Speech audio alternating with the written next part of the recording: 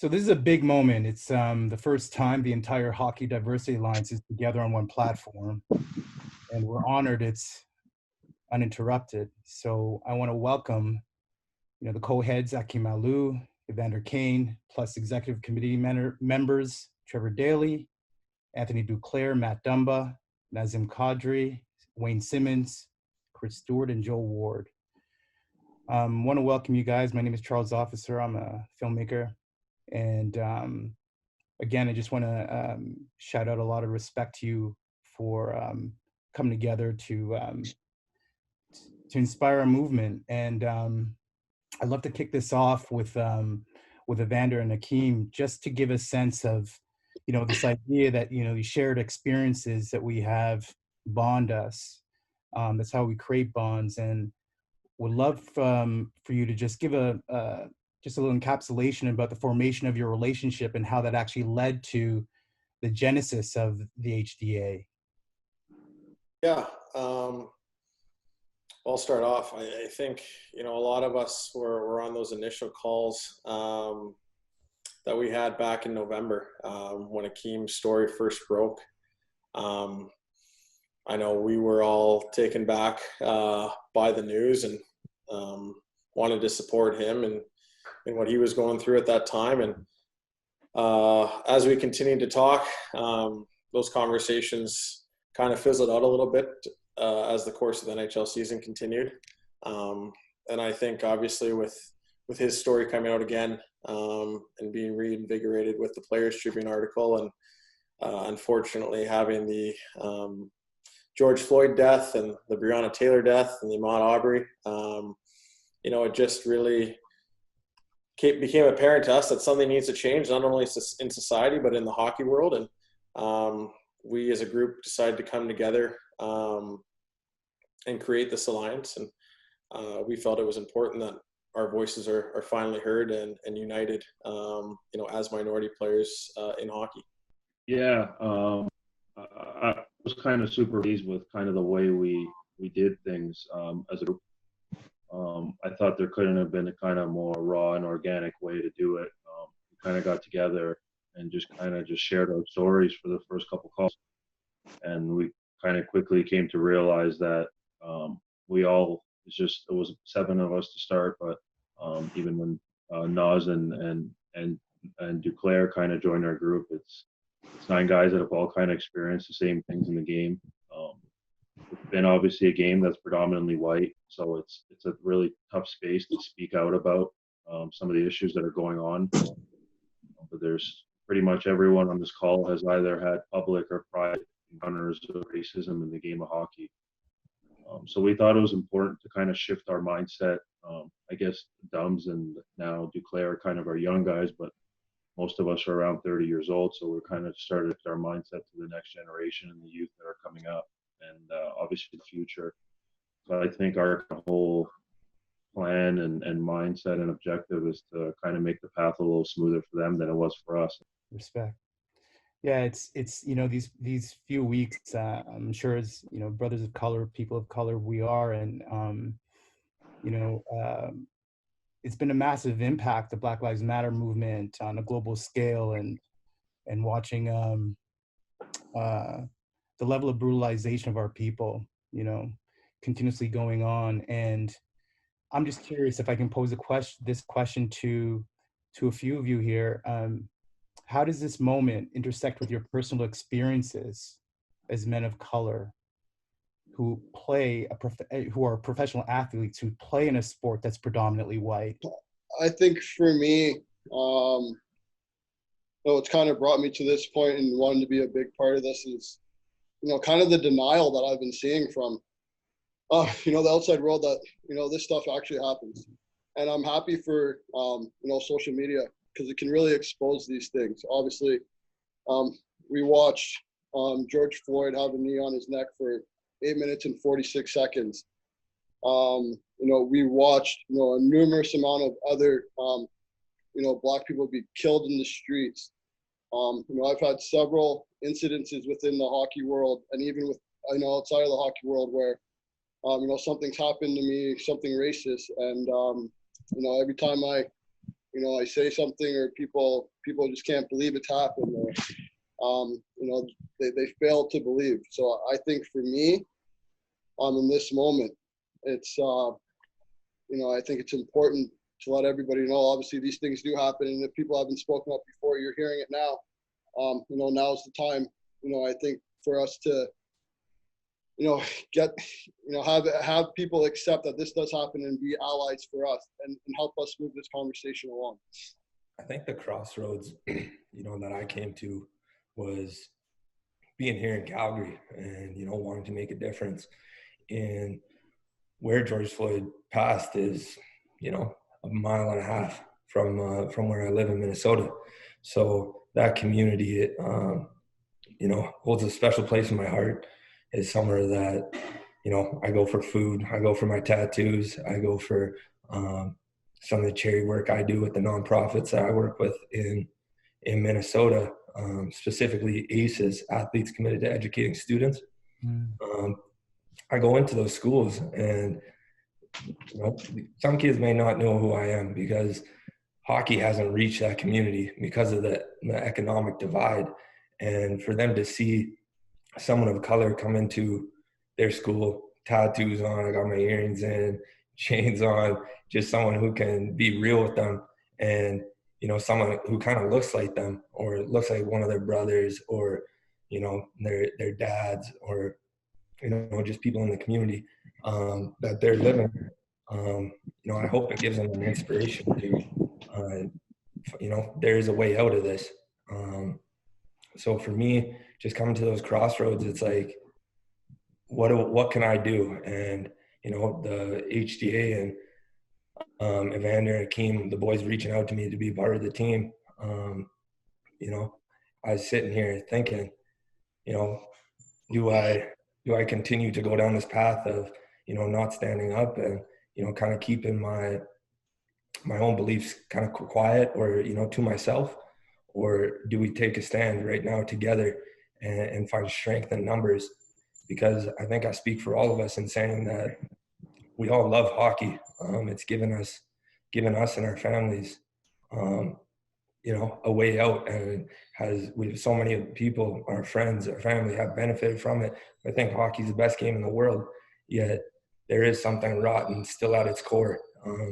And that comes down to the grassroots and teaching. I think our whole group is about that and knows that we have to be there as role models for the youth and to build this game. And like Akim said, we want to make it smoother, and hopefully, 10, 20 years from now, it's not even a thing. We can look back and the kids who are coming up, our kids, our, grandkids are saying, hey, this is what they went through back in the day, but that's not relevant in our game anymore. Yeah.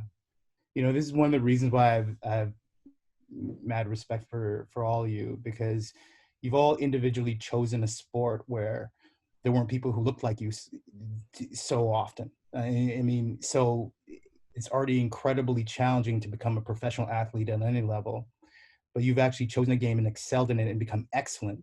It's something that actually statistically was kind of stacked against you.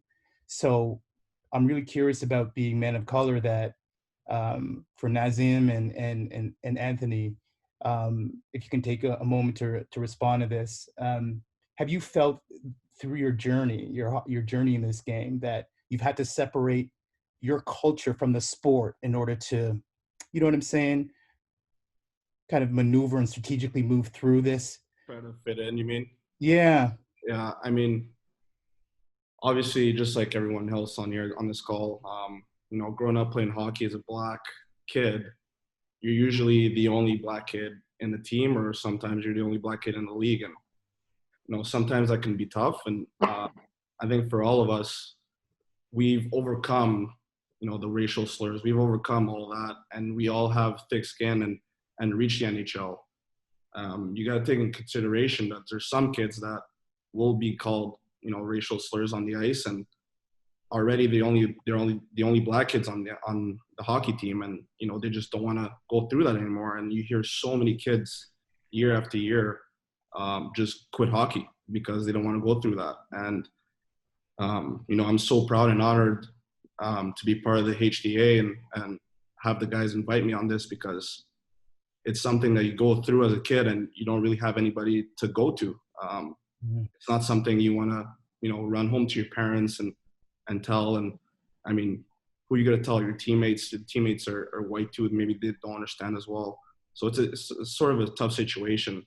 And we really want to bring awareness that there is a racism problem in hockey. And whoever thinks otherwise, whoever has any backlash over that statement, is part of the problem, because we've lived through it and we see the age difference. Like you guys said, like I'm 24. We got a couple guys that are 30. We got my little brother who's playing hockey at 17.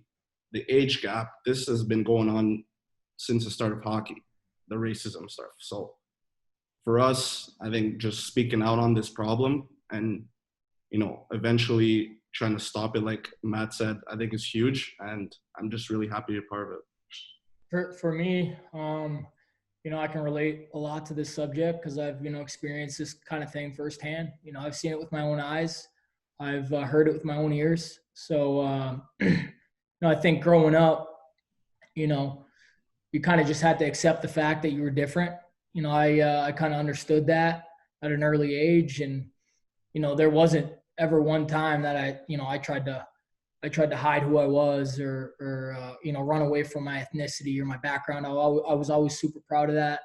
Obviously playing in Toronto for so long, countless questions about, faith and background and, brown people, like it's just inevitable. So, for me, once I heard, that this alliance was forming, it was a no-brainer for me to be a part of it. And, simply because, as some of the other boys said, to piggyback off them, it's at this point, it's more about the youth and, hearing these, vulgar comments, you start to kind of desensitize yourself a little bit and, go numb to the fact that, people are calling you these names where, it shouldn't be like that.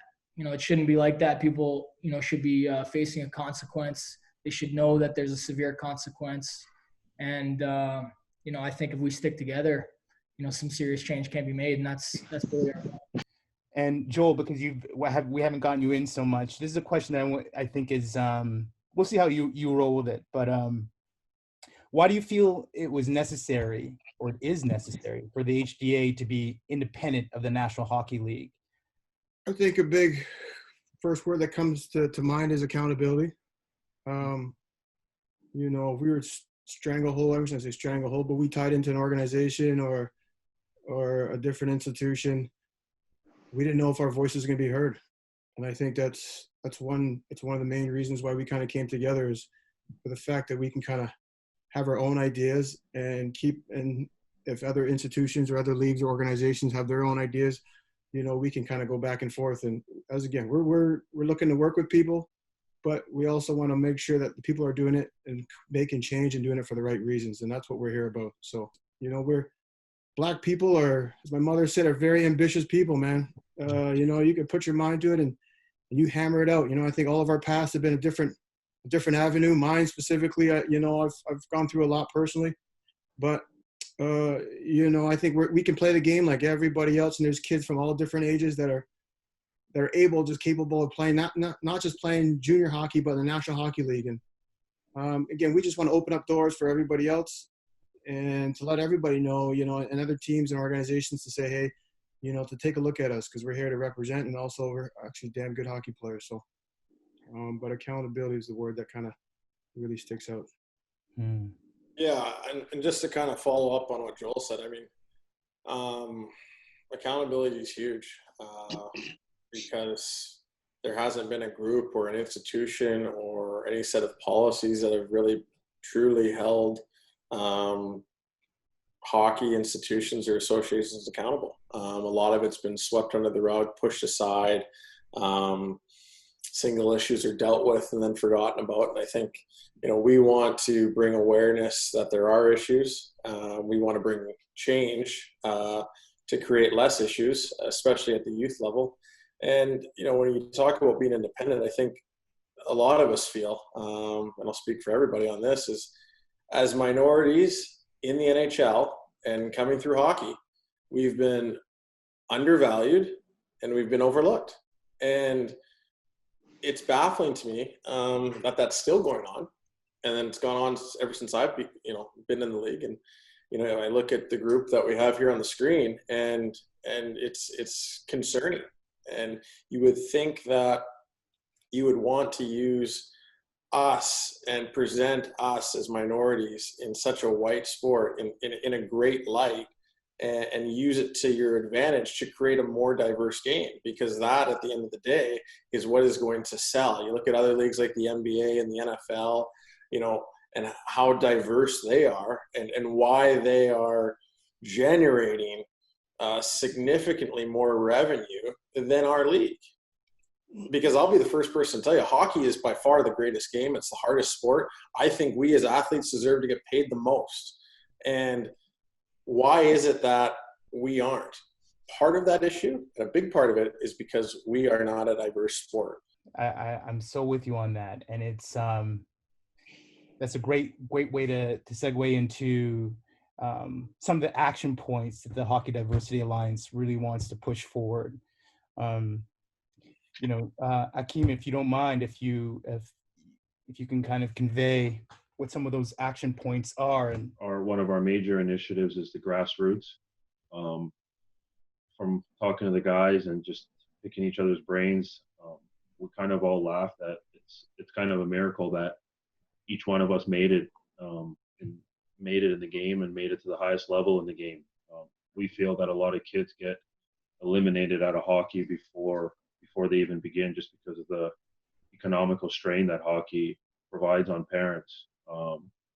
It's kind of one of those things that most people of color don't grow up privileged and don't come up with the best socioeconomical background. So that's one thing that I know hits near and dear to me and the rest of the group. I know a lot of us have had to deal with those issues. So I think starting at the right at the bottom level of kids just getting into the game at a young age, and just being able to provide them with assistance, either be financially or with gear, just giving them that assistance to push them to that next level. Because the way we're looking at it as a team is, it's not just about hockey and it's not just about sports. Like, if we can get a kid just to play major junior, that means right away he's going to get a free education, and that changes his life forever.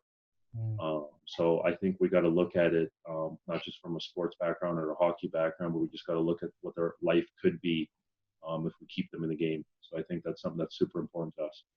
And I'll touch on that. I mean, for us, we understand that the grassroots and youth hockey is going to be our future for our game. And part of that process, in terms of creating that environment that I know a number of the guys have touched on, Stewie and Wardo, for your kids and for kids growing up as minorities, is to hold these associations, whether it be Hockey Canada, whether it be the GTHL, whether it be USA Hockey, accountable.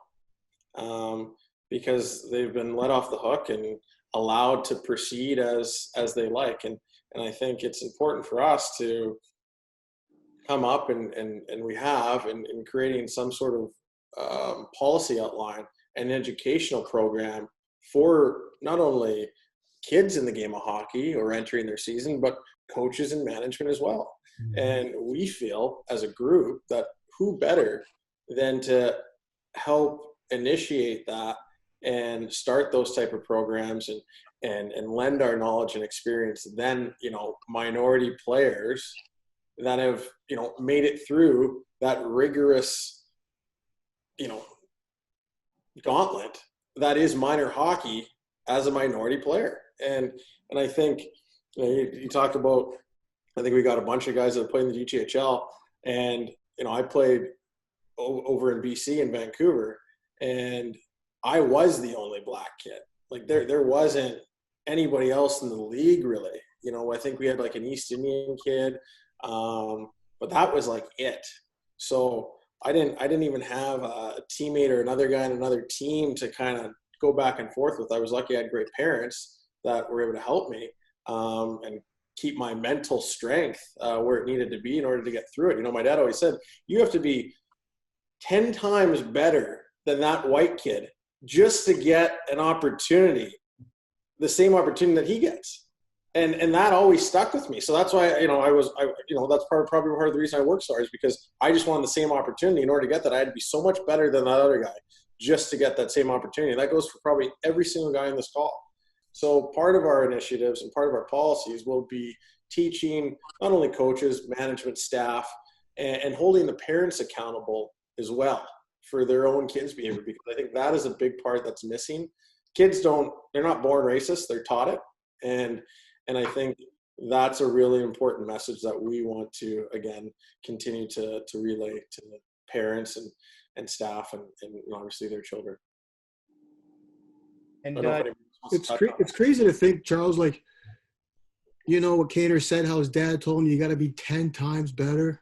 I got it. I got the same speech, bro. Oh, and that's the crazy part too, is crazy that like parents, they have the talk with their child to because of the color of their skin. You got to be way better. It's the only way you're going anywhere. And that's a switch that stays with you, and it makes you obsessive. It makes you crazy, but it also helps you to excel. But then when do you turn that Guys, off? Hey, just Trevor, yeah. my white mom told me that I have to be 10 times better. Yeah. I don't know if that puts anything in perspective. Yeah. My mom's white too. It's just, they're sitting across the table from you, telling you the same thing. And your mom's white. Jesus. It's also like, Trevor, what you're saying, and Matt, it's just like your parents. We have biracial families and stuff, but they know. I think I'm not speaking for your mom or your parents, but it's that they're aware of what's out there for you. You know what I mean? Well, yeah, like it's in it's in the society, in the real world. But my mom had to deal with marrying a black man. Yeah. Like that's I have white family member. I'm obviously my mom being white, my dad being black. I have white family members that don't talk to my mom because she married a black man. Like, how it's tough for me to fathom, that somebody doesn't like me or doesn't respect me because, as a young kid, you're like, what do you like? I'm a good kid, like you don't fathom that as a kid, but that's a society. That's the way, that's the way, unfortunately, some people think. It's crazy to me. It's crazy. Yeah. Anytime you're different, especially in the game of hockey, it's looked at as, it's always looked at in a negative fashion. You're either selfish, you're a bad guy, you're a bad teammate, you're doing your own thing. There's always a negative tone to being different as a minority. If you're doing something different or you're different as a white player, you're unique, and uniqueness that's a great thing to have. But if you're a minority, well, that's looked at in a negative way. You're a troublemaker, you're an issue, you're a problem. And you see all these different people from all walks of life trying to jump on the bandwagon, if you will, and be a part of this movement, when where were they before? Where was this want to and this passion about this movement before? Because I can speak for everybody. It's not the first time we've all said this. I've been saying this since I got in the league. Simmer had a banana thrown at him during an NHL game. Akim's story. I mean, and there's hundreds. Dale's. In junior with Van Riesberg. Like, there's so many stories, and let's just name a few.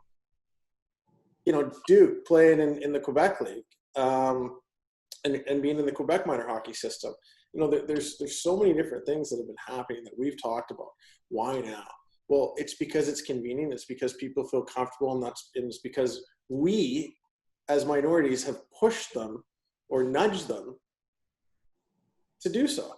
It really speaks to me, because I want to touch on something where, along with this, we have to work, 20 times as hard as our white counterparts. I was also often told about that we don't often get second chances. Other players get second chances. They do, and there's been this recurring theme that I've seen with Black players. I've witnessed it with you, Evander, and Akim, and I'll even mention, specifically Josh Hosang. The difficult players.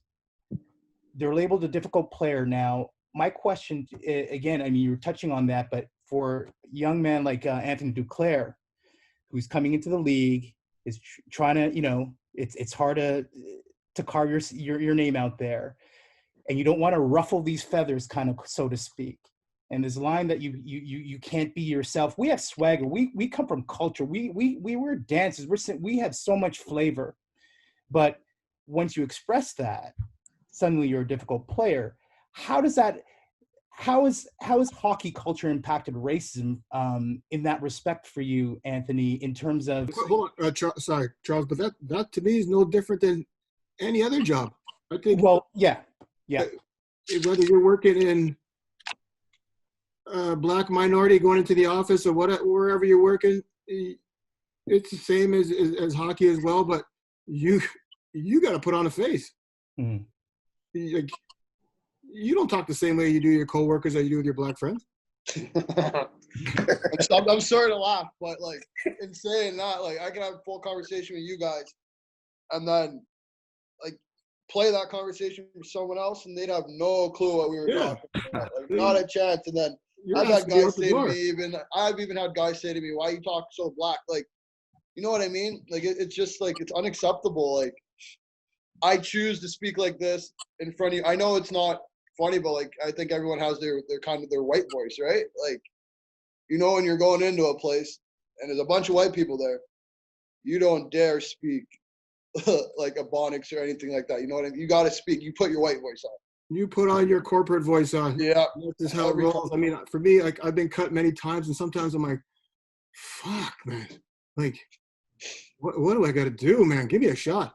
And you going through day to day, you're just hanging out, you're just trying to be part of the team. Meanwhile, I got shit going on in my own life.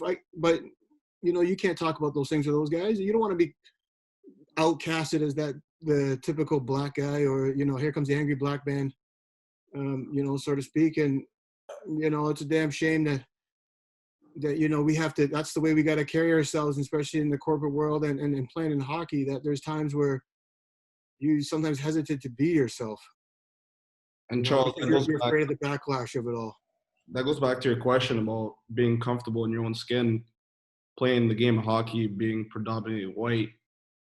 Just to touch up on what Joel said, you got so many guys I played with are like, "Oh, you're so white, you act so white." But then when you be yourself and then you act Black or whatever that may be to them, it's bad. Like there's always backlash, and that's like, what do you want me to do here? Like, do you want me to be myself? Do you want me to be you? Like, what's going on? When David Pastrnak or Henry Lundqvist wear a funky suit, it's cool, they're classy. But somebody else like PK walks in the room, well he's being a clown, he's doing this. So it's just looked at completely different. And then when you take it to a kid like Hosang, who was late for a meeting in camp 5 years ago, and he gets completely written off. And obviously this is a bit of a sensitive subject, but then you look at guys like Jared Stoll, who gets caught with Molly and cocaine in Vegas, and 2 months later he signs with the Rangers. And they asked the Rangers GM, well, why is he getting an offer? Well, he made a mistake once. He's actually a character guy. Like, what does that mean? Like, if that was somebody of color, it would never even go there. There would never even be a conversation about it again. I've been a part of some off-ice, whatever you want to call it, stories or headlines. And I'm telling you right now, if there was actually any truth to any of what was going on, are you trying to tell me that they wouldn't use that against me to get me out of the league? 100% they would. But the only reason I'm still in the league is because there was no truth. It was just all bullshit, right? But it's the way it's portrayed. Like, let's talk about the Brendan Leipzig issue that happened a couple of months ago. This guy, he does what he does. He has a group message and he's saying some not so good comments, to put it lightly. And I go on and I'm walking off the golf course, and my buddy's like, "Oh, did you see what happened to Leipzig? His career's over." And I'm thinking, like, career over? Holy cow! Like, he must have murdered somebody. He must like something real bad, like, you know, career to be over. And then I see what it was. So I go on TSN and Sportsnet, and I'm trying to look for the article because, you know, it's a big story, right? Career over. I'm thinking it'd be at the top of the page. Every time something happened to me, or I see a black player or Hosang or anything like that, top of the page, blowing up, frontline news. I want to make sure everybody can see it. I got to scroll all the way down. And there's a little blurb, and all it says is, it's not Brendan Leipzig makes horrific comments about players' girlfriend, or makes misogynist comments, or makes fat shames or anything, because that's what it would have said if that was Matt Dumba, Chris Stewart, or Wayne Simmonds, if they would have made those comments, or Nazem Kadri. If he made those comments, my God, totally different headline. It says, Brendan Leipzig apologizes for comments. How generic and undetailed is that of a headline? Because when they talk about minorities in our league, and I'll just say from my own personal experience, boy, they want to make it as detailed as possible. They actually want to overstate. They want to blow it up. They want to portray you in such a negative light that it gathers so much attention. But when it comes to white players, look, you talk about Malone in Tampa. I don't know if you guys remember. He pulled over with cocaine on him. That's a footnote. That's just a footnote. How do we? I just feel like right now this narrative has been going on for a while, and we're taking control of it. But in that specific of your career and how you're being portrayed, do you see a way that you can control it more, as a collective? Yeah, I think that's. Yeah, go ahead, Stewie.